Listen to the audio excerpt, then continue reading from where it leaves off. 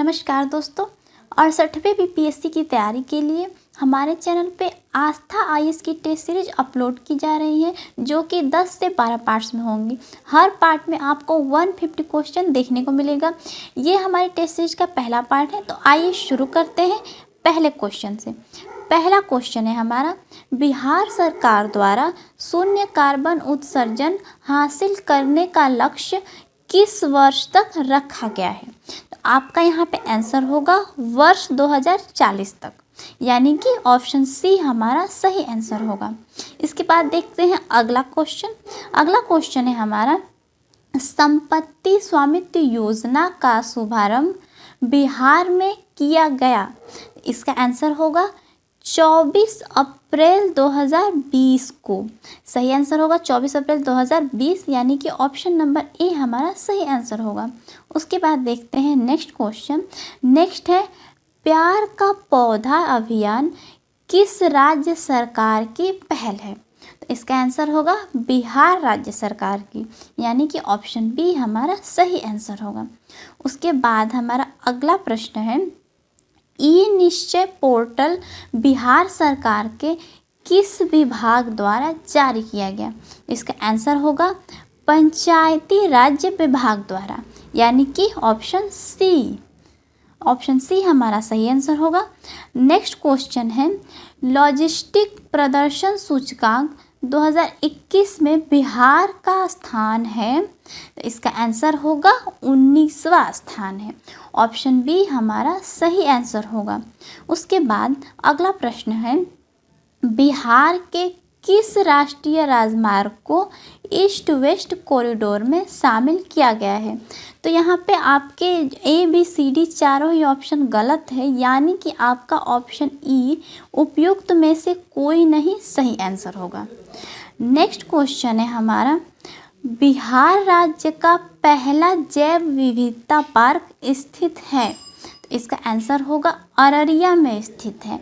Option number D हमारा सही answer होगा। अगला प्रश्न है, पटना प्रमंडल के अंतर्गत निम्न में से कौन सा जिला शामिल नहीं है। इसका आंसर होगा अरवल जिला। ऑप्शन नंबर डी हमारा सही आंसर होगा। अगला प्रश्न है, हाल ही में मुख्यमंत्री नीतीश कुमार ने हर घर गंगा परियोजना प्रथम चरण का शुभारंभ कहाँ से किया। इसका आंसर होगा राजगीर। ऑप्शन नंबर सी हमारा सही आंसर होगा।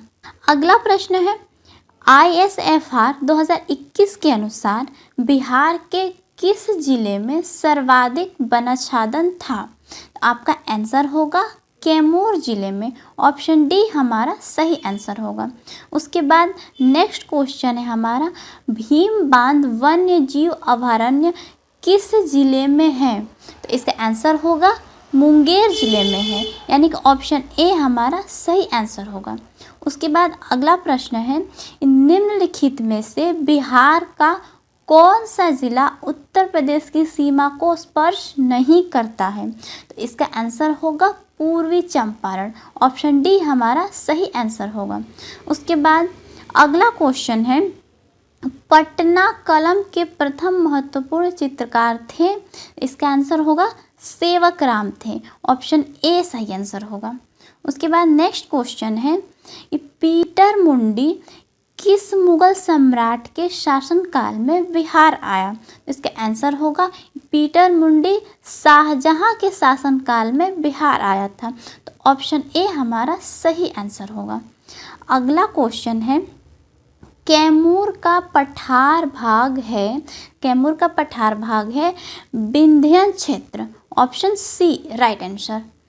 अगला क्वेश्चन है, बिहार में पंचायती राज व्यवस्था को कानून का दर्जा दिया गया। इसका आंसर होगा 1962 में दिया गया। ऑप्शन बी सही आंसर होगा हमारा। अगला क्वेश्चन है, बिहार प्रांतीय किसान सभा का गठन किसने किया था। तो इसका सही आंसर होगा सहजानंद सरस्वती ने किया था। ऑप्शन सी हमारा सही आंसर होगा। अगला क्वेश्चन है, बिहार बजट 2022-23 में 7 निश्चय 2 के लिए कितनी राशि का प्रावधान किया गया? तो इसका आंसर होगा 500 करोड़ का। तो हमारा ऑप्शन डी सही आंसर होगा 500 करोड़ का। अगला प्रश्न है, वित्तीय वर्ष 2020-21 के दौरान राज्य का राजकोषीय घाटा कितना था? तो इसका आंसर होगा 4.82%, यानी कि ऑप्शन ए हमारा सही आंसर होगा। अगला प्रश्न है, आत्मनिर्भर बिहार के 7 निश्चय 2 के कार्यक्रम स्वच्छ गांव समृद्ध गांव का एक घटक नहीं है। तो इसका सही आंसर होगा सभी गांवों में मुफ्त वाईफाई की सुविधा, यानी कि ऑप्शन डी हमारा सही आंसर होगा। इसके बाद हमारा अगला क्वेश्चन है, पीतल निम्न की मिश्र धातु है। तो इसका आंसर होगा तांबा जस्ता। तांबा जस्ता के मिश्र धातु है, ऑप्शन सी हमारा सही आंसर होगा। उसके बाद अगला प्रश्न है, निम्न में से कौन सा अणु का भाग नहीं है? तो इसका आंसर होगा फोटान। फोटान अणु का भाग नहीं है, ऑप्शन डी हमारा सही आंसर होगा। उसके बाद अगला प्रश्न है, कोशिकीय श्वसन क्रिया होती है। तो यहाँ पे आपके 2 ऑप्शन सही दिख रहे हैं, एक तो कोशिका द्रव्य में होती है और दूसरी माइटोकॉन्ड्रिया में होती है। तो इसलिए इसका सही आंसर होगा ऑप्शन ई, उपयुक्त में एक से अधिक। अगला प्रश्न है, प्रिज्म से गुजारने पर प्रकाश का कौन सा रंग सबसे अधिक विचलन दर्शाता है? तो इसका सही आंसर होगा बैगनी रंग, ऑप्शन सी हमारा सही आंसर होगा। उसके बाद अगला प्रश्न है, मायोपिया किस अंग का दोष है? तो इसका आंसर होगा नेत्र का। मायोपिया नेत्र का दोष है, ऑप्शन सी हमारा सही आंसर होगा। अगला प्रश्न है, बासमती चावल के दाने पकाने पर लंबे हो जाते हैं क्योंकि उसमें बाहुल्य है। इसका आंसर होगा एमाइलेज का, यानी कि ऑप्शन बी। अगला प्रश्न है हमारा, नाभिकीय विखंडन के दौरान श्रृंखला अभिक्रिया को नियंत्रित करने के लिए न्यूट्रॉन का अवशोषण करने के लिए प्रयुक्त 2 तत्व हैं। तो इसका आंसर होगा बोरान और कैडमियम, यानी कि ऑप्शन ए हमारा सही आंसर होगा। नेक्स्ट क्वेश्चन है, निम्न में से कौन सा रोग कीट के काटने से होता है? तो इसका आंसर होगा डेंगू, कीट के काटने से होता है, यानी कि ऑप्शन बी हमारा सही आंसर होगा। अगला प्रश्न है, लौंग होता है। लौंग होता है सूखे फूल, यानी कि ऑप्शन डी। उसके बाद अगला प्रश्न है, निम्नलिखित में से सदिश राशि है। तो निम्नलिखित में से सदिश राशि है वेग, यानी कि ऑप्शन ए हमारा सही आंसर है। नेक्स्ट क्वेश्चन है, पीडोलॉजी में किसका अध्ययन होता है? तो इसमें आपका सही आंसर होगा मृदाओं का अध्ययन होता है, यानी कि ऑप्शन बी। नेक्स्ट क्वेश्चन है, पिंड का भार। पिंड का भार किस पर होता है? तो इसका आपका सही आंसर होगा ध्रुवों पर अधिकतम। पिंड का भार ध्रुवों पर अधिकतम होता है, यानी कि ऑप्शन बी। अगला क्वेश्चन है, सफ़ेद कीट एक महत्वपूर्ण कवक रोग है। इसका आंसर होगा बाजरा का है। बाजरा का है, यानी कि ऑप्शन डी। अगला क्वेश्चन है, सर्टीली कोशिकाएं किस अंग में पाई जाती हैं? सर्टीली कोशिकाएं वृषण में पाई जाती है, यानी कि ऑप्शन डी। अगला प्रश्न है, निम्नलिखित में से कौन सा सुमेलित नहीं है? तो इसका आंसर होगा प्रकाश वर्ष समय मापन की इकाई सुमेलित नहीं है, यानी कि ऑप्शन डी हमारा सही आंसर होगा।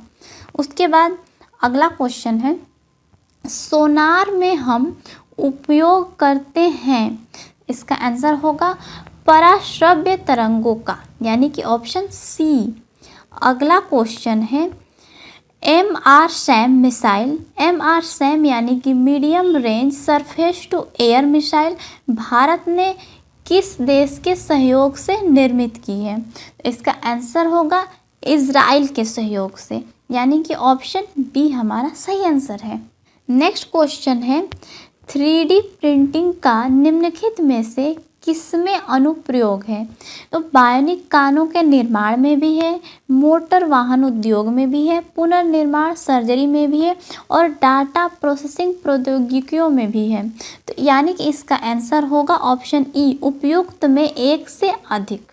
इसके बाद अगला प्रश्न है हमारा, हाल ही में चर्चा में रहा LVM-3 है। तो इसका आंसर होगा इसरो का एक मिशन, यानी कि ऑप्शन ए हमारा सही आंसर होगा।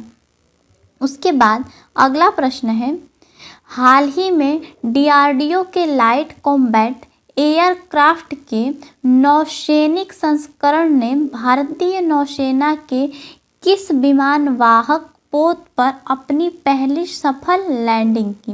तो इसका आंसर होगा INS विक्रमादित्य पर, यानी कि ऑप्शन ए हमारा सही आंसर होगा। अगला प्रश्न है, हाल ही में खबरों में रहा संत किससे संबंधित है? इसका आंसर होगा टैंक रोधी मिसाइल से संबंधित है, ऑप्शन डी। अगला प्रश्न है, भौतिक परिवर्तन का एक उदाहरण है। तो इसका आंसर होगा पानी में चीनी का घुलना भौतिक परिवर्तन का एक उदाहरण है, ऑप्शन डी हमारा सही आंसर होगा। उसके बाद अगला प्रश्न है, निम्नलिखित में से सबसे अधिक क्रियाशील धातु कौन सी है? तो इसका आंसर होगा पोटेशियम, ऑप्शन डी हमारा सही आंसर होगा। अगला प्रश्न है, निम्नलिखित में से कौन सी वास्तविक रूप से मछली है? तो स्टार फिश भी नहीं है, जेली फिश भी नहीं है, हैंग फिश भी नहीं है। इसका सही आंसर होगा समुद्री घोड़ा वास्तविक रूप से मछली है, ऑप्शन डी हमारा सही आंसर होगा। नेक्स्ट क्वेश्चन है, निम्नलिखित में से कौन सा कीट नहीं है? तो इसका आंसर होगा मकड़ी कीट नहीं है, ऑप्शन डी हमारा सही आंसर होगा। नेक्स्ट क्वेश्चन है, DNA का कौन सा भाग प्रोटीन के लिए सूचना प्रदान करता है? तो इसका आंसर होगा जीन, यानी कि ऑप्शन डी। अगला प्रश्न है, ईस्ट और मशरूम है। ईस्ट और मशरूम क्या है? तो इसका सही आंसर होगा फफूंद, यानी कि ऑप्शन सी। अगला क्वेश्चन है हमारा, जीवों में अनुवांशिक लक्षण संतान में लाए जाते हैं। तो इसका आंसर होगा क्रोमोसोम द्वारा, ऑप्शन डी हमारा सही आंसर होगा। उसके बाद नेक्स्ट क्वेश्चन है, शरीर में अतिरिक्त ग्लूकोज ग्लाइकोजन में परिवर्तित होकर भंडारित रहता है।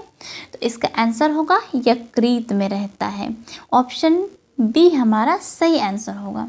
उसके बाद अगला प्रश्न है, नेक्स्ट क्वेश्चन है, मानव आहार में पॉलिश किए हुए चावल के योग से निम्नांकित रोग हो जाता है। तो इसका आंसर होगा बेरी रोग हो जाता है, यानी कि ऑप्शन ए हमारा सही आंसर होगा। अगला प्रश्न है, निदेशक मंडल का सृजन किया गया था।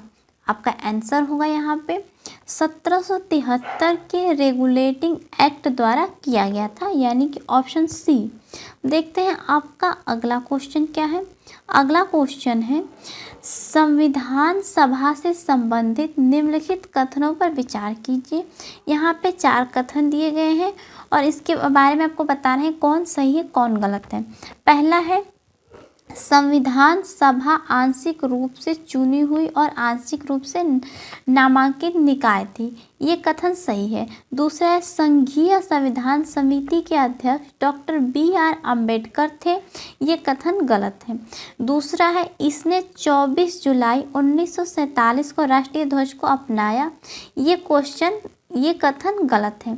अगला है, संविधान सभा के एक अध्यक्ष और 2 उपाध्यक्ष थे, ये कथन सही है, यानी कि हमारा पहला और चौथा ऑप्शन सही है। तो आपका यहाँ पे केवल पहला और चौथा, यानी कि ऑप्शन ए हमारा सही आंसर होगा। अब देखते हैं अपना अगला क्वेश्चन।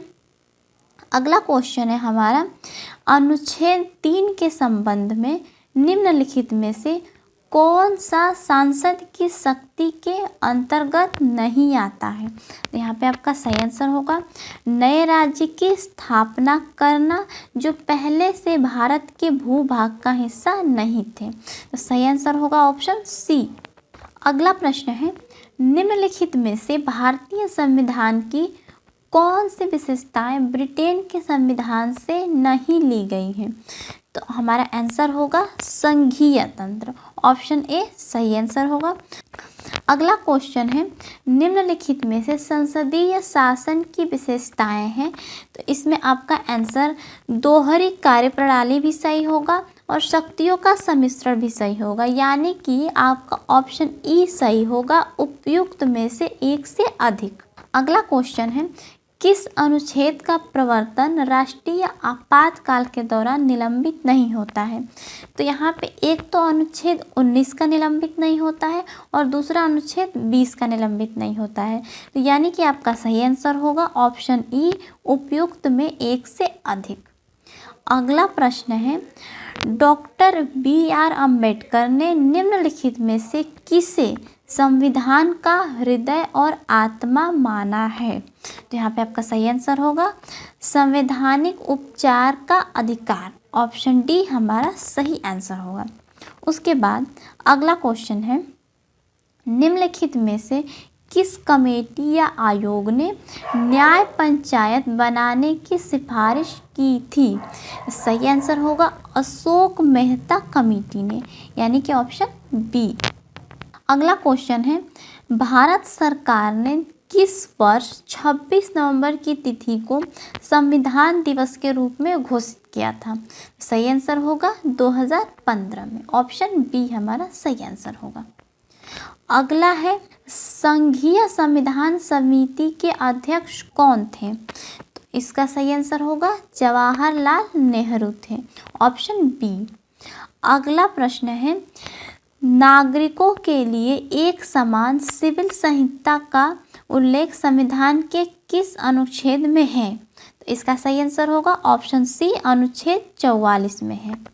उसके बाद अगला प्रश्न है हमारा गोवा दमन दीव भारतीय संघ में शामिल किया गया। इसका आंसर होगा 12वां संविधान संशोधन अधिनियम के तहत 1962 में शामिल किया गया। तो ऑप्शन बी हमारा सही आंसर होगा। अगला प्रश्न है ग्रीन क्लाइमेट फंड की स्थापना किस सीओपी में की गई थी? इसका आंसर होगा सीओपी 17 में, यानी कि ऑप्शन सी। अगला प्रश्न है फॉरेस्ट रिसर्च इंस्टीट्यूट स्थित है? इसका आंसर होगा देहरादून में स्थित है, यानी कि ऑप्शन ए हमारा सही आंसर होगा। उसके बाद अगला क्वेश्चन है भिंडवासा वन्यजीव अभयारण्य स्थित है? इसका आंसर होगा हरियाणा में स्थित है, यानी कि ऑप्शन ए हमारा सही आंसर होगा। उसके बाद अगला क्वेश्चन है निम्नलिखित में से अटलांटिक महासागर की ठंडी जलधारा है? तो इसका आंसर होगा फॉकलैंड की जलधारा है। Option C. अगला प्रश्न है निम्नलिखित पर्वत श्रेणियों में से कौन सी पूर्वी और पश्चिम घाट का मिलन स्थल बनाती है? इसका सही आंसर होगा नीलगिरी की पहाड़ियाँ बनाती है। ऑप्शन ए हमारा सही आंसर होगा। अगला क्वेश्चन है पृथ्वी की आंतरिक रचना मेंटल एवं कोर को अलग करती है? इसका आंसर होगा गुटेनबर्ग अंशबद्धता अलग करती है। Option C. अगला क्वेश्चन है निम्नलिखित में से मुख्य प्लेट नहीं है? तो निम्नलिखित में से मुख्य प्लेट नहीं है फिलीपींस की प्लेट। ऑप्शन सी सही आंसर होगा। अगला प्रश्न है ड्रेकेंसबर्ग पर्वत अव्यवस्थित है? इसका आंसर होगा दक्षिण अफ्रीका का। Option D. अगला प्रश्न है निम्नलिखित घटनाओं को सही कालानुक्रम में व्यवस्थित करें। तो यहाँ पे सबसे पहली घटना है गुजरात राज्य का गठन, दूसरी है हिमाचल प्रदेश राज्य का गठन, तीसरी है सिक्किम राज्य का गठन और चौथा होगा अरुणाचल प्रदेश का गठन। तो इस हिसाब से आपका ऑप्शन सी सही बन रहा है। दूसरा, पहला, चौथा और तीसरा, ऑप्शन सी हमारा सही आंसर होगा। अगला प्रश्न है, प्राय सुर्खियों में रहने वाला मलक्का जल डमरू मध्य जोड़ता है। इसका आंसर होगा अंडमान सागर और दक्षिणी चीन सागर को जोड़ता है। ऑप्शन बी हमारा सही आंसर होगा। अगला प्रश्न है हमारा, निम्नलिखित पर्यावरणीय सम्मेलनों को उनके द्वारा आयोजित वर्ष के क्रम में व्यवस्थित कीजिए। तो सबसे पहला होगा बान कन्वेंशन, दूसरे नंबर पे होगा वियना कन्वेंशन, तीसरे नंबर पे होगा मॉन्ट्रियल प्रोटोकॉल और चौथे नंबर पे होगा बेसल कन्वेंशन। तो इस हिसाब से आपका ऑप्शन बी सही बैठ रहा है। चौथा, पहला, दूसरा और तीसरा, तो हमारा सही आंसर होगा ऑप्शन बी। अगला क्वेश्चन है, दून संरचनाएं हिमालय के किस भाग की विशेषता है। तो इसका सही आंसर होगा हिमाचल और उत्तरांचल हिमालय, यानी कि ऑप्शन डी हमारा सही आंसर होगा। अगला क्वेश्चन है, हाल ही में वन गुर्जर खानाबदोश जनजाति सुर्खियों में रही थी, ये मूल निवासी है। तो इसका आंसर होगा उत्तराखंड के मूल निवासी है। ऑप्शन बी हमारा सही आंसर होगा।